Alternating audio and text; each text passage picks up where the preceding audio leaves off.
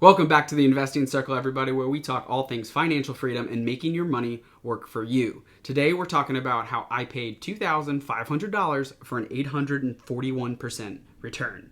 Now, if you quickly calculated that in your head, which I can't actually do, an 841% return equates to approximately $20,746.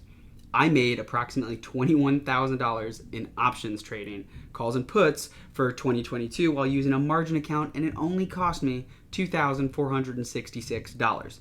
Now, clearly, results may vary, and options trading isn't for the faint of heart, or those who tend to take really big risks. With that said, here's how I got started and why I think it will always be part of my yearly income. Now, I was always told options were far too risky. This was typically from those financial advisors and people who really didn't understand options, including myself. They'd say that it's an easy way to lose a lot of money in a short amount of time, which is not an inaccurate statement, and that you're not Wall Street, which I'm not even sure what that means. But what really started to change the game for myself was that the stock market slowly became gamified with easy apps to drop money into making trading in the market and options a lot easier to access. This included groups like Webull, Moomoo most recently, and Robinhood. The most notable for me is Robinhood, which I've got a sign up link below in the description if you're looking for a brokerage. I still use Vanguard, but Robinhood is the spot I go for my real-time options trading data. So back to the story here. One of my close friends started making money selling calls on Robinhood, and he attempted to teach me this easy way of making money on stock you already own. At first, I was hesitant because of what had been force-fed to me through the people who took 1% of my portfolio every year in fees as I first started out. And then I got one more text from him showing an easy $100 in a day with very little risk he took. And I said, you've got to show me this and talk to me and share how you do this. And so we spent a solid hour and a half reviewing calls on Robinhood on a Friday night. And that following Monday, I placed my first call option on a stock I owned through Vanguard and haven't looked back.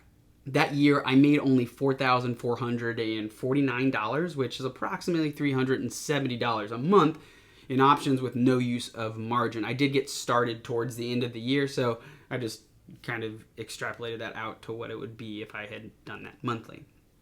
Now, before I continue on, we got to share what are stock options, and of course, I counted on the plethora of information out there to really give a good definition on all of these. So stock options are contracts that give the owner the right but not the obligation to buy or sell a stock at a specific price within a certain period of time. There are two main types of stock options, calls and puts. A call option gives the owner the right to buy a stock at a specific price, known as the strike price, before the expiration date of the option. For example, if you own a call option for Apple stock with a strike price of $150 and an expiration date of May 1st, you have the right to buy Apple stock at $150 per share before May 1st. A put option, on the other hand, gives the owner the right to sell a stock at a specific price, again known as the strike price before the expiration date of the option. For example, if you own a put option for Apple stock with a strike price of $150 and an expiration date of May 1st, you have the right to sell Apple stock at $150 per share before May 1st. There is an option to sell or buy both a put and a call option. Now, the price of an option, known as the premium, is determined by a number of factors, including the current stock price, the strike price, the time until expiration, and the volatility of the stock. This premium is what you either pocket as cash or have to spend for the option. Now, how did I actually get started with the making money portion of options? Well, there are a lot of different ways to go about this, and of course, myself doing my due diligence, I really wanted to figure out what was the easiest way to make money with options with the least amount of risk while I figured out what I was doing. It was definitely a slow grind to that first $4,000 for multiple reasons, including overcoming my own mindset around options and understanding everything there was to know about options, which that is still in process. I'm still learning every single time, every single day when I do this. One of the biggest things is what the hell a Greek actually is and how it impacts premiums. And what I had to really figure out is, again, where was a place to start? And for most options traders, including myself, it was to begin selling covered calls. So what's an actual covered call? Well, selling calls is an easy first step in options trading because it involves a relatively simple and straightforward strategy that can generate income for the seller. When an investor sells a call option, they receive a premium from the buyer in exchange for the right to purchase the underlying stock at a specific price, which again is the strike price, within a certain time period. There's the expiration date again.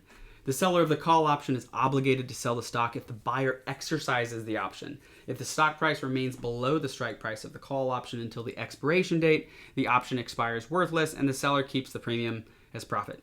This is known as a covered call strategy, where the seller already owns the underlying stock and sells call options against it. This strategy has a defined and very limited risk, as the maximum loss is the difference between the strike price and the current stock price, plus the premium paid.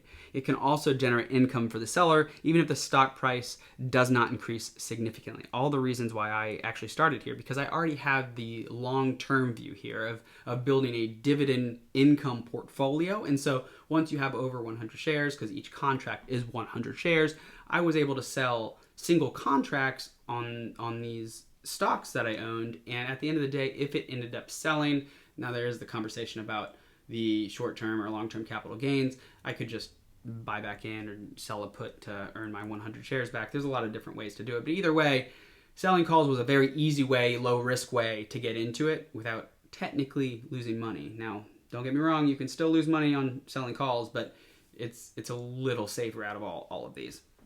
Now, what helped me get to my 841% in my first year, my first full year doing this?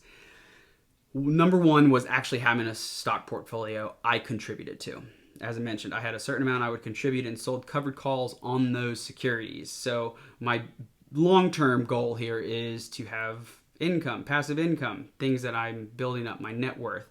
And I've already done a couple of things on cash flow as well. Well, these were these dividend stocks, so I continued to reinvest those dividends, earning more shares, which allowed me to eventually sell more contracts or sell more covered calls. Number two here was spending time learning the basics. I took time to get an understanding of the Greeks and how those can help you make decisions. I also watched a bunch of YouTube, read different books that really allowed me to start expanding my strategy and make educated decisions.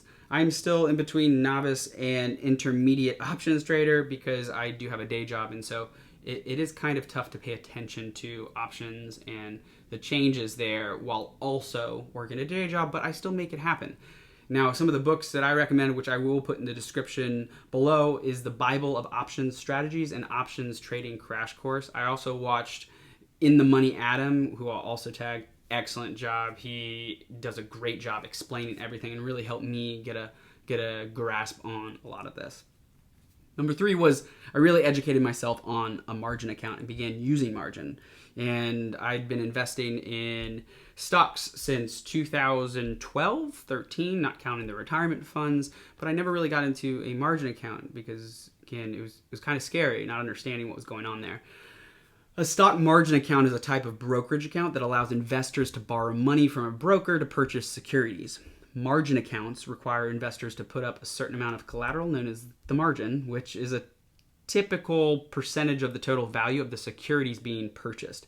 Margin accounts can provide investors with increased purchasing power and flexibility in their trading activities.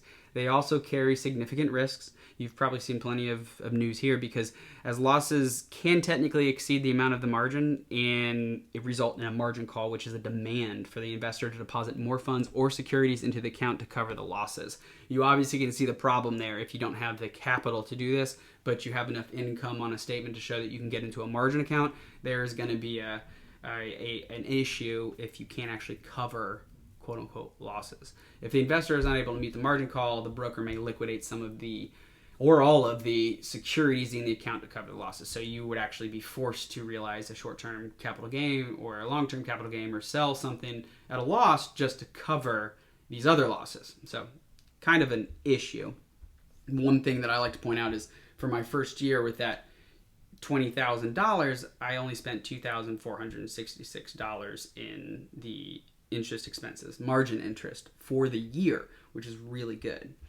So how am I doing right now? Well, at the time of recording this, I'm currently at $6,200 in earnings, which tracks at about $18,600 for the year. It's been a tough year learning different strategies and handling a sideways down market, and I definitely have been negative, especially at the beginning of the year, but this is where you get to control a lot of your emotions and stick with a lot of the data and just make smart decisions, or as smart as you can.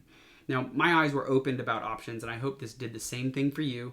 Remember that this all involves some sort of risk. It's also really important to understand the tax implications of options trading, as well as the potential impact of transaction costs and fees. As with any investment strategy, it's important to carefully consider one's own financial situation and risk tolerance before engaging in something like options trading. As it did with me, I hope this opened your eyes as well for options, and it's something that you would read up on and do a little more education on and learn about. If you've got any questions or comments, leave them in the comment section below. If you'd like to throw out a couple ideas on what else you'd like to see on the Investing Circle or some of these recordings, please drop that in the comment section below as well. And I hope you all have a great rest of your Friday. See ya.